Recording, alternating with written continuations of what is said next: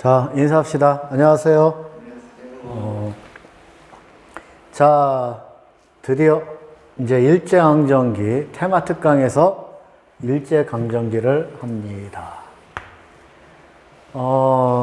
이 윌비스 공부하라고 해서 제공되는 이 테마 특강, 벌써 여러 개를 했는데, 여러분들 이제 성리학이 뭔지, 그 다음에 성리학의 한계, 실학.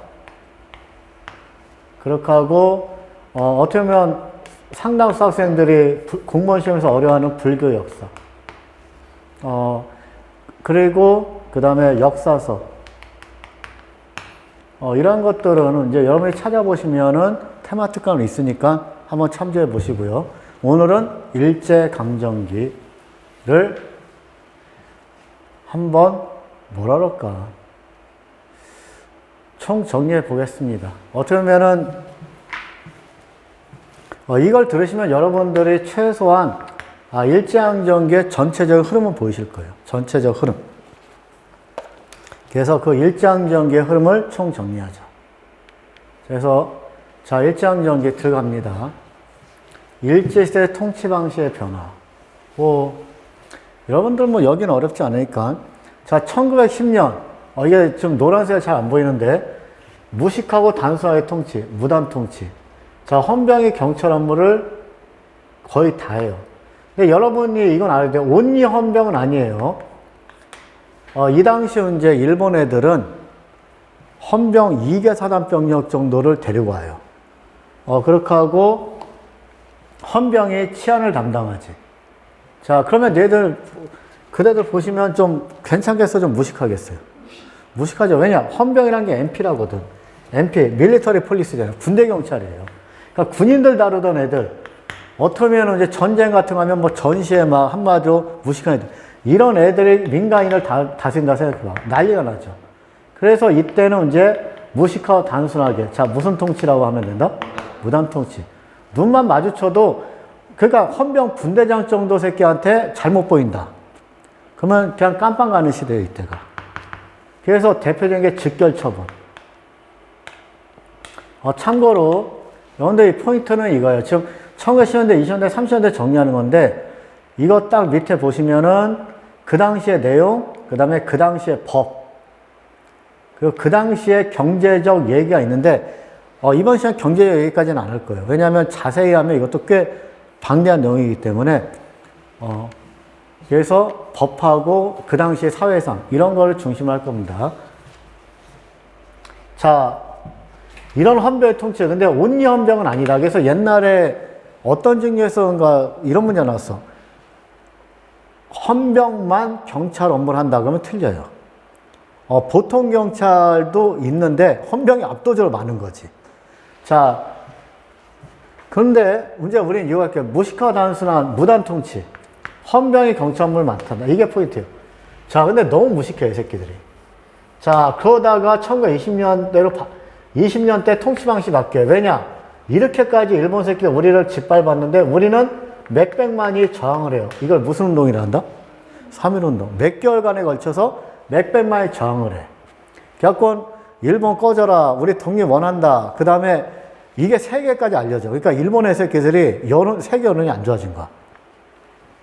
그래서 일본에서는 총독을 바꾸고 이때 3대 총독 사이토라는 놈이 이제 우리나라에 들어와요. 3대 총독. 그리고 이 자식이 한 게 문화 통치예요. 명분은 조선의 문화를 존중하겠다. 근데 실제로는 자, 민족을 뭐 하는 통치다? 분열시키는 통치지.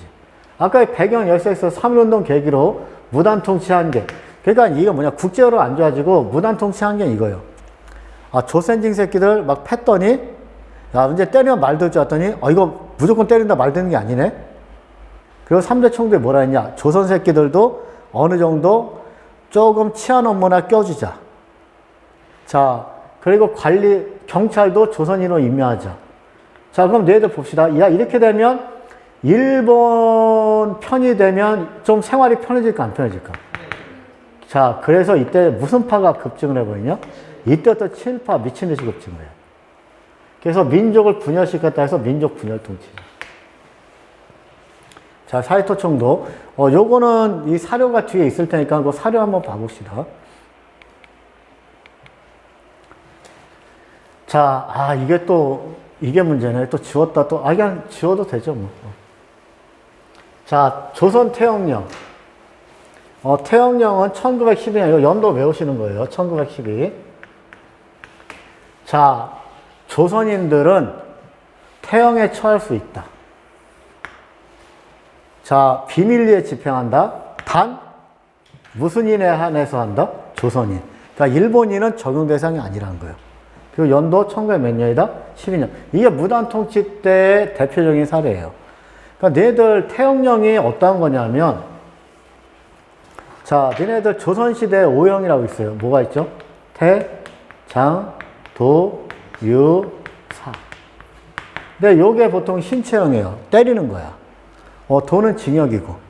자, 근데 요 태하고 장을 잘 모르신 분인데, 이건 곤장이에요. 듣고 있지? 야, 너무, 자, 곤장이란 건 뭐냐면, 진짜 사람 키만 거 양옆에서 패는 거야. 이거 맞으면 죽을 수도 있어요. 곤장. 근데 태는 둘 다 때리는 건데, 이건 회초리 같은 거 때리는 거야. 그러니까 이거는 그렇게 뭐 생명에까지 지장 있는 건 아니에요. 대신 치욕적이야. 엉덩이 까고, 이 밑에는 솔직히 여러분들 보시면, 그냥 밑에가 여기에 좀 비어있어요. 그래갖고 좀 덜렁덜렁 할 수도 있어요, 그냥. 그러니까 한마디로 사람이, 물론 비밀리 한다 하지만 사람이 보는 앞에서, 이게 조선시대 비밀리 한 것도 아니지. 그냥 바로 보는 앞에서 그냥, 그래서 양반들은 이 태형이 거의 없어요. 왜냐? 노비가 대신 맞아. 왜냐면 치욕적이라 그래서. 그래갖고 이건 여러분들 이건 치욕이야, 치욕, 이건. 이건 진짜 맞다 죽을 수 있는 거고, 이건 오히려 창피를 주는 거야. 물론 아프기도 하죠. 겁나 아프긴 하지. 막, 이거 몽들 까는, 이건 곤장을 까는 거고. 자, 그래서 이게 너무 좀 비인도적이라서 무슨 기억 때 이게 없어졌다? 써인 거 좀 읽어줘. 자, 무슨 기억 때 없어졌다? 갑오 기억 때 없어져. 자, 근데 이게 무슨 시대에 다시 부활했냐? 일제강점기에 다시 부활한 거지. 1900 몇 년도? 12년도에 부활한 거지. 그리고 여기 써있잖아. 조선인에 한해서 적용한다. 그럼 미리 하나 얘기할까요? 그러면은, 사이토가 왔어. 그럼 태영령은, 자, 문화통치야. 자, 조선의 문화를 존중했다. 자, 태영령 있을까요? 사라질까요? 사라지죠. 자, 그래서 이제, 여기 보면 3대 총독 사이토. 사이토가 이제 우리나라에 이때 들어와요. 그러니까 한마디로 일본 애들이 조선인 새끼들은 뭔가 다른 방법을 해야겠다. 3.1운동, 국제운동 나빠지니까 사이토를 대갖고 이 사이토가 왔을 때 얘네 문화 통치의 본질이 뭐냐?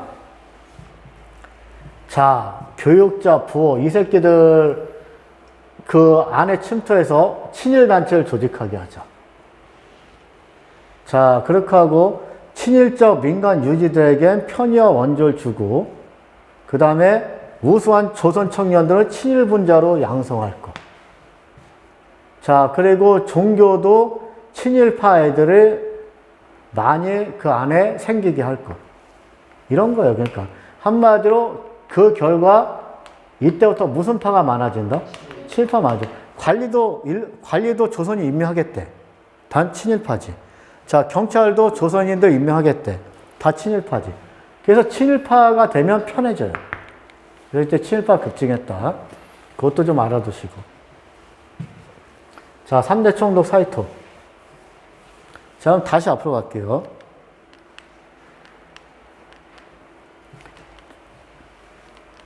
자, 1910년은 이렇게 됐어. 1910년 아까 얘기한 대로 무식과 단순하게 무슨 통치죠? 무단. 헌병의 경찰 업무를 해요. 자, 그러다가 1920년 되면 무슨 통치가 된다? 문화 통치. 그런데 민족을 분열시키는 통치. 무슨 파를 양성한 통치다? 친일파. 자, 그 다음에 1930년 되면 민족 말살이에요. 자, 이 얘기는 뭐냐? 자, 이때 되면 전시예요. 참고로 이때, 이게 이제 이 사이에 어떤 일이 일어나냐? 이 당시 이제 1차 대전이 끝나고, 그 다음에 1차 대전 끝나고 세계에서 가장 강한 나라가 어느 나라가 될까요? 미국. 경제는 미국이 최고예요. 여러분들 이때 미국이 어느 정도였냐면 지금의 미국과 중국을 합친 거 정도의 경제력이었었어. 전 세계 경제에서 차지한 비중. 그러면 좀 큰 건가 작은 건가? 어마어마한 거지. 왜냐, 미국과 중국 경제가 하나만 히쳐도 힘든데 그 두 개 다 히쳐면 진짜 전 세계는 거의 뭐 그냥 아주 난리가 나는 거지. 자, 그런데 미국이 그 당시 그랬다. 세계 경제 비중. 근데 미국 경제가 무너져요. 자, 그걸 우리는 경제 대공황이라고 합니다. 그래서 이 경제공황. 자, 그래서 전 세계가 난리가 나요. 미국에서도 막 은행이 막 파산하고 수천만 명의 실업자가 되고 막 난리가 나. 근데 그 여파가 전 세계로 미쳐버려. 자, 그런데 일부 나라들이 이 경제공황을 무슨 주의로 탈피하려고 그러냐? 전체주의. 그리고 이 전체주의 국가 일으킨 게 2차 대전이에요. 참고로 이때 이제 이런 어려운 때일수록 우리는 똘똘 뭉쳐야 된다. 그래서 세 나라가 대표적이야. 자, 이탈리아, 파시즘. 전체주의예요. 그 다음에 독일에선 나치즘이 나와요. 그리고 일본에서 군부가 정권을 장악해요. 군국주의지. 자, 그리고 얘네들의 공통점 뭐냐? 자, 얘네들은 무슨 주의로 무장하냐? 전체주의로 무장. 이 얘기는 뭐냐면 개인이 중요하다, 전체가 중요하다. 개인은 전체를 위해서는 얼마든지 희생될 수 있다 이거. 그래갖고 히틀러 중심으로 똘똘 뭉쳐갖고 그 다음에 일본 군부를 중심으로 똘똘 뭉쳐서 전 세계를 향해서 침략에 나선 게 2차 대전이야. 자, 그런데 일본은 2차 대전, 여러분들 2차 대전이 본격화된 건 38년 이후예요. 그 전에 일본은 이미 아시아 쪽에선 전쟁을 벌여요. 자, 1931년 무슨 사변이 있다? 만주사변. 자, 이때부터 전시체제예요. 근데 여러분들 이제 미래에 했지만 이때까지 일본은 여유가 있어요. 왜냐, 만주 정도 일본이 충분히 점령할 수 있어. 그런데 만주를 넘어서 마이장성 밑에, 자, 중국 관내로 내려와. 이때부터가 무슨 전쟁이냐? 중일전쟁. 아, 이때 되면 일본 빡세져요. 왜냐, 중국이 그렇게 만만나가 아니거든. 자, 그래서 이때 일본 새끼들은 좀 이따 얘기했지만 국가 총동원령을 내려요. 한마디로 이제 조선의 모든 거를 전쟁에 동원하는 거지. 이게 1938이야. 와, 근데 일본 새끼들이 미쳤어요. 자, 어느 나라한테 덤볐다? 미국. 미국 진주만을 습격을 해요. 와, 이건 진짜 어마어마한 일. 난 지금도 이해가 안 되는 게 일본 새끼들이 미쳤나? 뭐 아무리 그 당시에 뭐 자원 얘기 막, 저도 많이 듣거든요. 근데 자원이나 뭐 이런 것도 그럼에도 불구하고 일본은 이 새끼들이 제정신에서 미국은 치면 안 됐어. 근데 미국을 쳐요. 어딜 쳤을까? 하와이 진주만을 습격해요. 그러니까 이제 일본 어마어마한 비행기가 진주만에 있는 미국 함대를 그냥 거의 전멸시켜버렸지. 자, 그래서 여러분들 이게 알아둬야 돼. 이것 때문에 2차 대전의 판도가 바뀌어요. 왜냐, 2차 대전은 미국이 참전을 안 했어요. 근데 2차 대전에 미국이 들어오는 게 이것 때문에 그래. 그래서 어쨌든 일본 새끼들이 좀 미쳤다. 미국한테도 덤볐다. 자, 이게 무슨 전쟁이다? 자, 그러면 이 이후에는 일본은 괜찮아져서 더 빡세지겠어. 정말 빡세죠. 그리고 결국 일본은 이제 끝장이 나지. 자, 그래서 요거는 좀 알아둬야 돼요. 그래서 지금 우리 여기다 또 정리할게요. 자, 1910년, 1920년, 1930년대 이후. 자, 여기는 무식하고 단순하게 무슨 통치다? 무당. 그 다음에, 자, 헌병경찰이 훨씬 많아요. 자, 근데 무슨 운동이 터져버렸다? 3.1운동. 여론이 안 좋아져. 그래서 조선의 문화를 존중할게요. 근데 알고 봤더니, 자, 친일파를 양성하는 거야. 자, 민족을 뭐 시켰다? 분열시켰지. 자, 그리고 대공황이 터져요. 대공황. 자, 그랬더니, 자, 일본은 이걸 전쟁을 이겨내려고 그래. 자, 그러면 어떤 게 되냐? 자, 전쟁에 우리 조선인들 동원해야 돼, 안 돼? 그래서 이 새끼들이 무슨 말살을 통치하냐? 민족 말살이요. 근데 정확히 알아둬야 돼. 우리 민족을 죽이는 게 아니라 조선 민족 뭐를 말살한다? 정신. 민족 정신 말살 통치야. 이 얘기 뭐냐? 조선이라는 생각 하지 말아라. 그리고 일본이 처음 전쟁에 참여라. 근데 또 알아둬야 돼. 동단지역이 아니라 총알바지로. 자, 그래서 이때 이제 그리고 충성성 일본 황제 나라의 신민이란 건 뭐냐? 충성성 백성 새끼들이란 뜻이에요. 자, 무슨 민이 되라? 신민이 되라. 일본 황제 나라의 신민이 되라. 내도 알아둬야 돼. 신민은 그렇게 좋은 개념 아니에요. 신민은 충성성 백성 새끼들, 말 잘 듣는 백성 새끼들이고, 그것보다 좀 난 게 국민이고, 어떤 자주적인 게 시민이야. 신민은 진짜 옛날 개념이지. 그냥 한마디로 말 잘 듣는 신 같은 백성 새끼들, 이런 뜻이야. 그래서 황제 나라의 충성성 백성 새끼들이라. 자, 무슨 신민화 정책이다? 한국 신민화 정책이야. 근데 여러분 알아둬야 돼요. 이때 전시라서 1931년에 자, 무슨 사변 터졌다? 이때부터 본격화야. 1937에 자, 무슨 전쟁 터졌다? 중일전쟁. 근데 이때부터 빡세요. 그래서 여러분들 요건 좀 알아둬야 돼. 그 전과는 많이 틀려요. 이때 이제 일본은 너무 이제 일본도 이제 빡세진 거야. 만주까지 일본이 여유가 있었어요. 근데 문제 마이장선 넣어서 중국을 치려니까 이제 중국과 전면전이 벌어진 거지. 그래서 이때 38년에 이게 잘 나와. 38년 전과 후가 틀려요. 이때 국가 무슨령을 내린다? 총동원령을 내려요. 그리고 39년 되면 어떠한 짓까지 하냐? 진짜 철저한 일본이 되라. 결국 이름도 일본 이름으로 써라. 무슨 개념이 본격화된다? 이런 것도 디테일이야. 이때부터 이제 일본식으로 이름을 써야 되는 거야. 그래서 창씨 개념이 본격화된다. 자, 그리고 41년에 미쳤지. 일본 새끼들이 어딜 건드렸다? 미국. 태평양 전쟁. 그 다음에 더 빡세죠. 그건 좀 이따 얘기합시다. 자, 그래서 이런 식으로 된다. 이게 이제 기본 포맷이고, 넘어갑니다. 자, 10년대, 20년대, 30년대. 자, 10년대. 자, 당연히 무식화 단사의 통치, 모든 정치활동 금지, 애국운동단체 해산. 자, 여기 동그라미, 별표. 자, 교사가 뭐를 착용한다?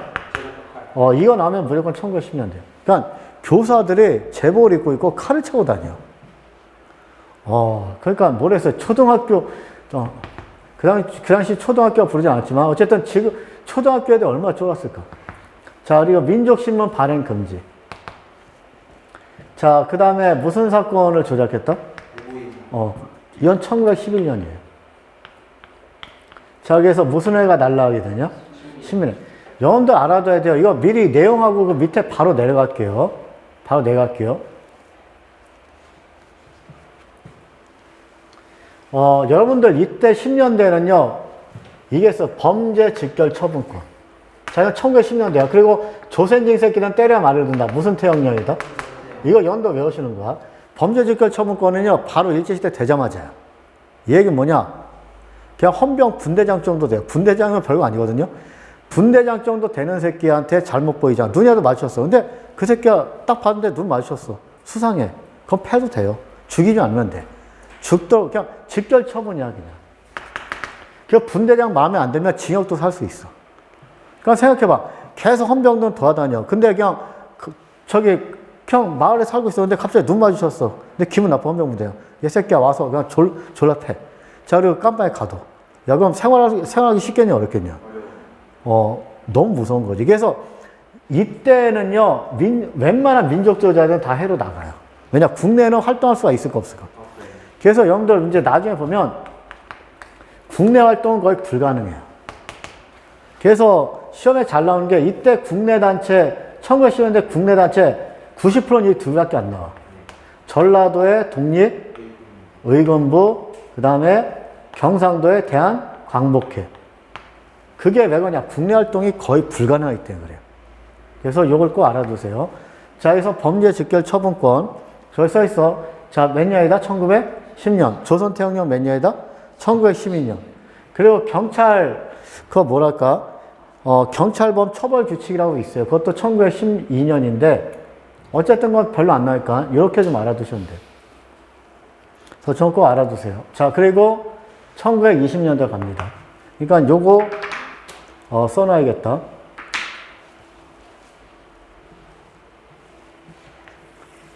교원이 제복과 칼 착용.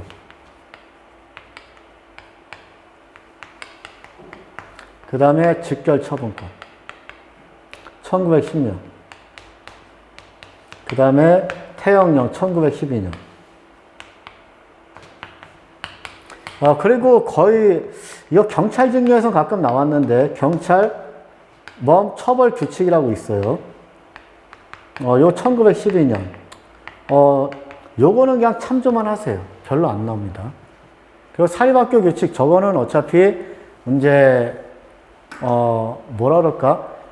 저건 그냥 교육령에서 나오는 건데 이건 교육에 대한 거니까 사립학교들이 이제 많이 이제 민족주의자 사립학교 그거 이제 좀 제한하는 거야. 그래서 저거는 뭐 크게 알아둘 필요 없고 요것만 좀 알아두세요. 왜냐면 저 교육령 할 때 같이 해야지 지금 하면 헷갈려요. 자, 그리고 다시 20년대. 자, 20년대 갑니다. 20년대는 자, 3.1운동 계기로 자, 문화통치예요. 자, 그리고 무슨 경찰은 없어지고 헌병경찰.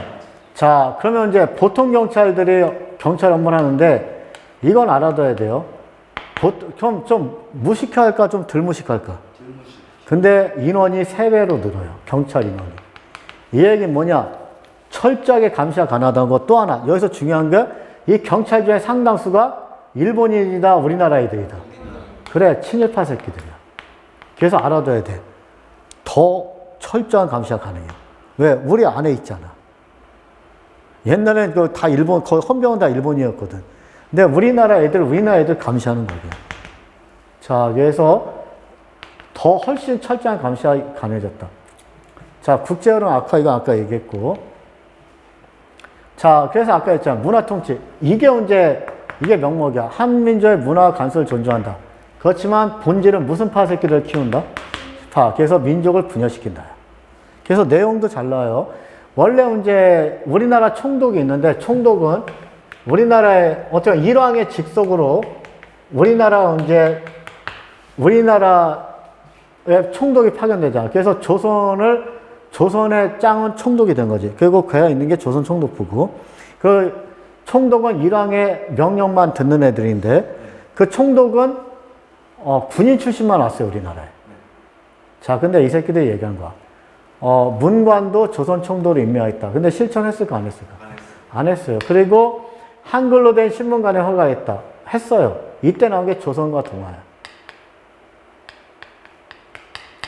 자, 그런데 문제는 엄격하게 뭐 한다? 검열을 해요. 그래서 마음에 안 드는 기사 냈다. 그러면 이거 못 내. 하고 그냥 그 기사가 전체가 그냥 한마디로 빈 공간 나오기도 하고, 그 다음에 이제 대표적인 사건이 1936년에 베를린 올림픽이 있었어. 무슨 올림픽이다? 여기에 이제 우리나라 사람이 마라톤에서 우승을 해요. 손기정이라고. 자, 그래서 이제 우승을 해갖고, 이제 1등, 가장 이제 올림픽 단상에서 1등이잖아. 결국 금메달 따는데, 문제 여기에 있는 깃발이 우리나라 깃발이 아니라 일장기야. 그러니까 동아일보에서 어떤 걸 하냐면 그 일장기를 지워버려요. 이게 언제 동아일보의 일장기 삭제 사건이야. 그럼 일본 애들은 괜찮을까? 열받을까? 그래갖고 동아일보가 무기한 한마디로 발행을 못하게 해요. 그런 사건도 있었어. 어쨌든 어마어마하게 검열을 한다. 자, 근데 그리고 또 하나 이것도 중요해. 결산의 집회 자유 허용한대. 근데 알아둬야 돼. 근데 무슨 파만 허용한다? 친일파만. 그러니까 일본을 위한 집회나 조직은 얼마든지 만들 수 있어. 근데 딴 새끼는 안 돼. 그리고 총독부 관리도 한국인 임명하겠다. 근데 무슨 파만?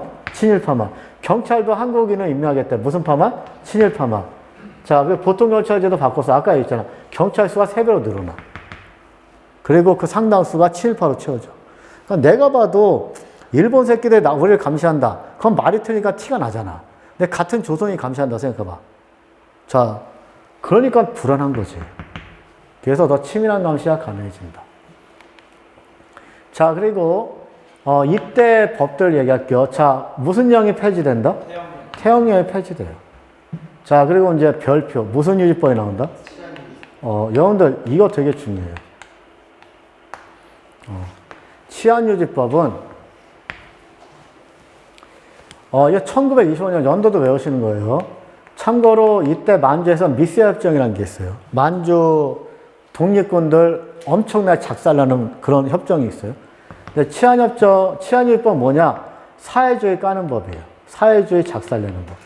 왜냐면 1920년 이후에, 러시아에서 1917년에 러시아 혁명이 일어나요. 그리고 세계 최초의 공산주의가 탄생을 해. 그리고 사회주의가 전 세계로 막 퍼져나가요. 이때 일본도 사회주의가 꽤 들어갔어. 그리고 조선에서도 이제 삼운동 이후에 사회주의가 들어오기 시작하고. 그래서 사회주의 까는 법이 무슨 법이다? 치안유지법. 근데 여기서 우린 잘 알아둬야 돼. 이 치안유지법이 언제까지 갈 것 같아요? 끝까지. 얘도 알아둬야 돼. 해방 때까지 이 치안유지법으로 처벌받아요. 처음에는 사회주의 까는 법인데 나중에는 반일 활동하는 애들 까는 법으로 악화돼요. 그래서 웬만한 민족주의자들은 다 치안유지법이에요. 그래서 이제 대표적인 사건이 1938년 어느 정도였냐면 수양동호회 사건이 왔어요. 1937에. 그냥 듣기만 하세요. 자, 수양동호회 사건인데 이것도 무슨 유지법으로 박살난 거다? 그리고 이때 이것 때문에 너무 고생하시다가 38년에 돌아가신 분이 있어요. 이분이 누구냐? 안창호 선생이야. 도산 안창호. 그리고 1942년에 조선어학회가 박살나요. 이게 무슨 어학회 사건이냐? 조선어학회 사건이야. 이것도 무슨 유지법으로 박살난다? 여러분 알아둬야 돼요. 처음에 사회주의 까는 법인데 나중에는 독립군 때려잡는 법으로 바뀌어버려요. 결국 치안유지법 끝까지. 그래서 치안유지법 아마 그 내용이 나올 거야. 사료에. 잠깐 봅시다. 태영령, 그 다음에 사이토청도.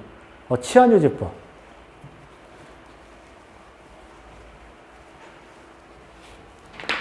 자, 이 치안유지법은 여기 써 있는 대로.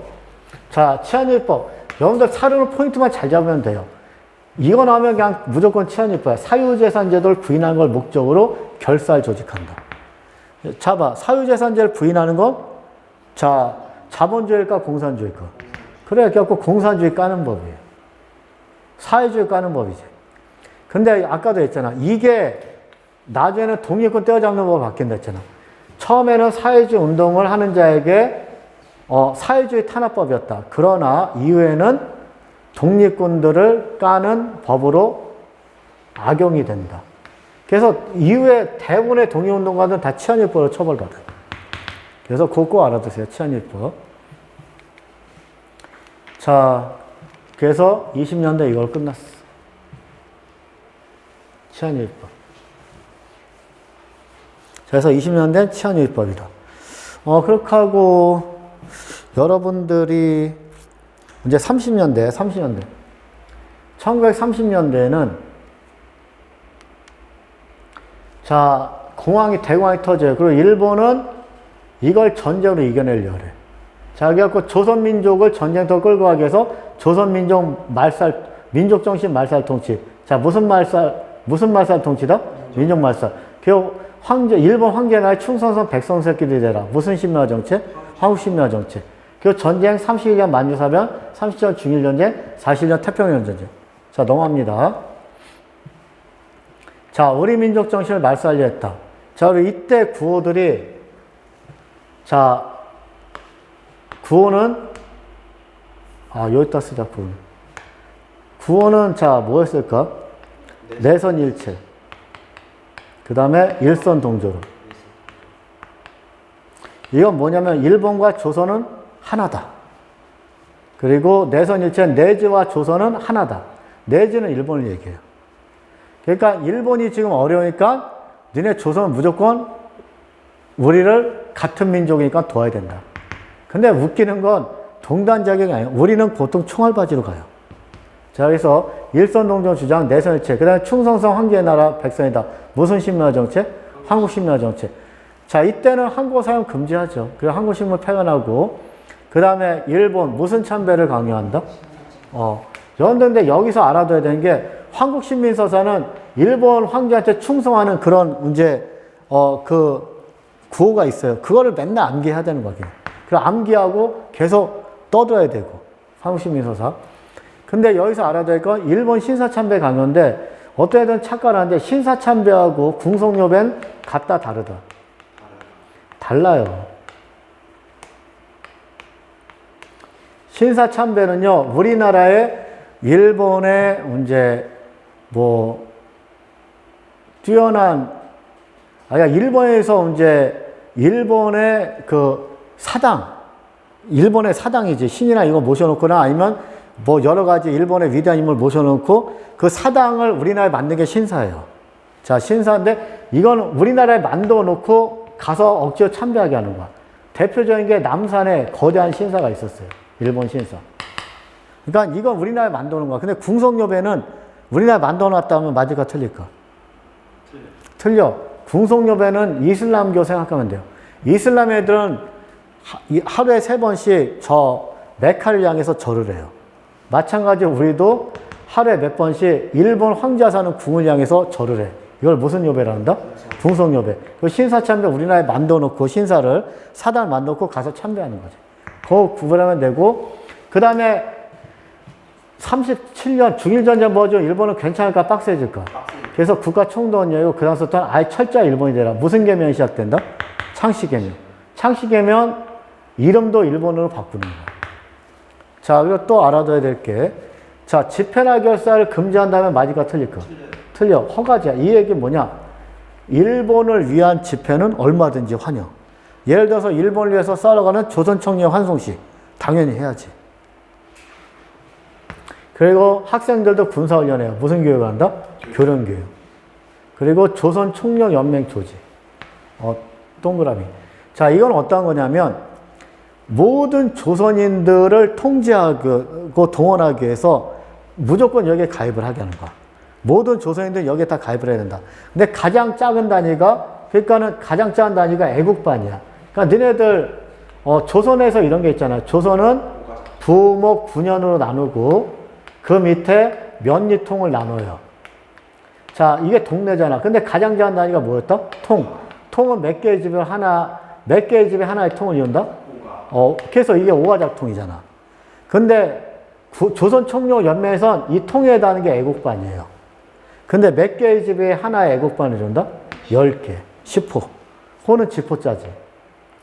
그거 좀 알아두시면 돼요. 그래서 조선총력연맹을 조직한다. 그리고 가장 작은 단위가 애국반인데 여긴 10개의 집이다. 이거 꼭 기억하시고. 자, 넘어갑니다.